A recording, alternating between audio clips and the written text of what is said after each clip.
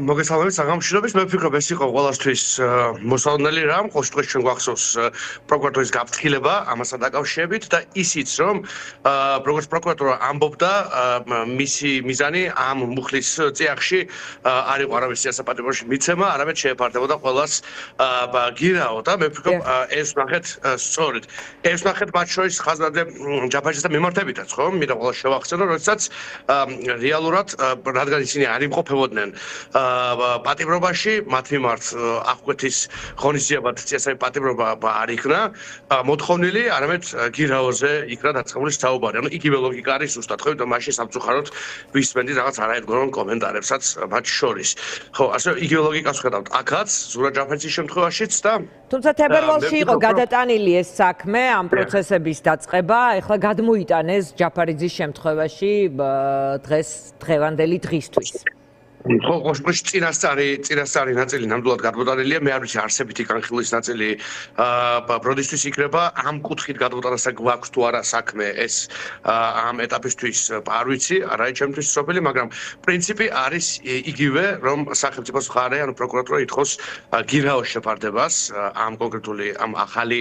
ბრალის წიაღში, ასე თუ ვიტყვით, ისე როგორც მოხდა ჩვენს ლიდერთან დაკავშირებითაც და როგორც ჩანს, ისე როგორც მოხდება სხვა ლიდერთან დაკავშირებით, რომელიც ამ აბსურდული მუხლით იდევნებია. აზრით ზოგადად ეს საქმე თავიდან ბოლომდე რა ტიპის გზავნილია? არის თუ არა ეს გზავნილი გზამკვლევის თანხლებით, როგორ უნდა მოიქცნენ ეს პოლიტიკოსები, რომ უკან არ შებრუნდნენ ციხეში? რა თქმა უნდა ეს არის მცდელობა იმისა რომ ფაქტობრივად მთელი პოლიტიკური სპექტრი მე თუ არ ვსწრები არც ერთი პოლიტიკური ძალა არ არის რომლის სუმცირე ერთი ლიდერი არ არისოს ამ ახალი აბსურდული ბრალის ესე იგი ჭრილში ეს არის რა თქმა უნდა მცდელობა იმისა რომ ერთი მხრივ გასამართლდეს სრულიად პროდასავლური ოპოზიცია ის ხალხი ვინც იცავს დღეს ეროვნულ და ევროპულ გზას და პრინციპებს და მეორე მხრივ რა თქმა უნდა ეს არის მცდელობა რომ პოლიტიკური ძალები იქნან გაჩერებული,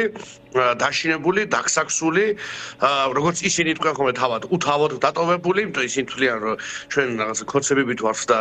ერთი თავი და ერთი ლოკომოტივი ყავს ამ ძალებს, ეს ასე არ არის, ყოველ ჩვენ შემთხვევაში ასე არ არის, პირიქით, როგორც მამუკა ხაზარაძე, ასევე ბადრი ჯაფარიძე ყოველთვის აღნიშნავენ ხოლმე სიხარულით, რომ მათი ერთ-ერთი მთავარი მიღწევა არის სწორედ ის, რომ შექმნეს გუნდი, რომელიც ყოველთვის იბრძვის იმ საერთო პრინციპების დასაცავად, რაც ჩვენ ერთობლივად გვაქვს შეთანხმებული და შეჯერებული.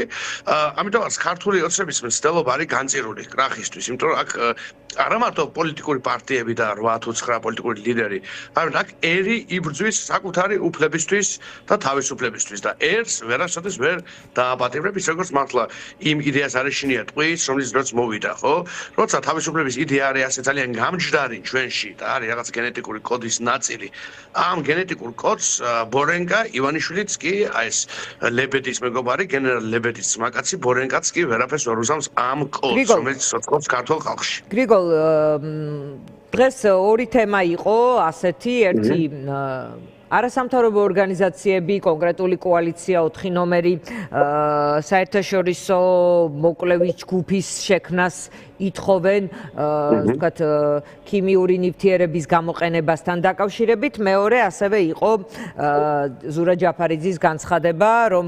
დაბელაპარაკოთ უნდა ყველა შეიქმნას ერთიანი დიდი ფორმატი კონკრეტულ სტრატეგიაზე შეთანხმებით, ეს არის ის, რაც საერთო ბრძოლას აკლია. თქვენ ამ ორ მიმდინარეობაში სათხედავთ, თქვენი დღის წესრიგი ახლა რა არის? ჩვენ დღის წესრიგი ოპოზიციურ ძალებთან მიმართებით თუ საერთოდ? ოპოზიციურ ძალებთან მიმართებით ან კონკრეტულ თემასთან მიმართებით, ანუ არც იქ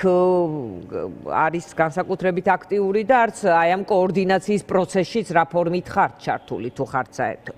ხო, ჩვენ ვიყავით, ჯერ დავიწყებ კომიტეტის ნაწილით, ჩვენ ვიყავით ერთ-ერთი პირველი ძალა, რომელმაც ძალიან მკაფიოდ მოუწოდა სრულიად საერთაშორისო თანამეგობრობას, ყველა ცივილიზებულ ერს და შესაბამის ინსტიტუტებს გამოძიებისკენ, ჩვენ მივიჩნევთ, რომ საერთაშორისო გამოძიება არის ერთადერთი გზა წინ და რასაკვირველია მივეცალმებით თუ კი შესაბამისი ზომები იქნება მიღებული საერთაშორისო აქტორების მხრიდან ამის უზრუნველსაყოფად. ამავე დროს ცხადია, ჩვენ ძალიან მნიშვნელოვნად მივიჩნევთ, რომ ეს ამბავი ქართულ ოცნებას აზია არ დარჩეს. და არ შერჩეს და რასაკვირველია ჩვენი საერთაშორისო დღის წესრიგის და ჩვენი მესიჯის მათ შორის ერთ-ერთი ნაწილი ყოველთვის იქნება ამ კუთხით გამოძიების მოთხოვნა რეჟიმის წინააღმდეგ, რომელიც მაღალი ალბათობით ბავშვებს და ხანდაზმულებს და საერთოდ ასობით 1000 ჩვენგანს ყველას ეკითხოს ადამიანს აყენებდა ძალიან პირდაპირ ფიზიკურ ექსისტენციურ ზარალს. აქ არა საუბარი ყოველს მორალურ ზარალზე, რაღაცა ეროვნული კურსის დამახინჯებაზე. აქ საუბარია იმაზე, რომ რეჟიმი წამლავდა პოტენციურად ასობით 1000 ადამიანს და აყენებდა ისეთი ტიპის დარტყმას, მათ ჯანმრთელობას, ჩვენ ჯანმრთელობას, როგორც შეიძლება იყოს შეუსაბამო ადამიანის სიცოცხლესთან და ჯანმრთელ განვითარებასთან. აქ საუბარია ძალიან დიდი მასშტაბის საქმეზე და მე არ ვფიქრობ, რომ ამის შეფარცხვა რაიმე ფორმით და რაიმე ხრიკით იქნება შესაძლებელი რეჟიმის მხრიდან. ეს არის საქმე, რომელიც ძალიან ცუდად გაუვარდათ და ასეც ის ბევრი უკეთურების ჩადენამ, რომელი გაგივარდება, არასდროს არ შეიძლება იყოს დაწურებული. სტრატეგიას რაც შეეხება გაქვთ თუ არა რამე ტიპის საუბრები ამ ხრივ და დაგემშვიდობები ცოტა დრო დარჩა. დიახ, ეს დავადე ბოჭორიშვილი იყო იმ დღეს ჰააგაში და მე მივესალმები კიდევ ერთხელ ამას, ეთქობა უკვე იქ აზომვა დაიწყებ და ჰააგა არის, ჰააგის ტრიბუნალი არის ამ რეჟიმის ბოლო. აი ესე რო იქცევიან საკუთარი ხალხის წინააღმდეგ, ასეთ ბერკეტებს რო იყენებენ ამ მექანიზმებს რო დასაშვებად მიიჩნევენ საკუთარი მშვიდობიანი ერის წინააღმდეგ, ასეთ ვითარებაში ჰააგა არის ხოლმე შესანიშნავი ჩინებული ლოგიკური ბოლო და მე ვხედავ ნამდვილად ბოჭორიშვილს და მადლობა გრიგოლ გეგელიას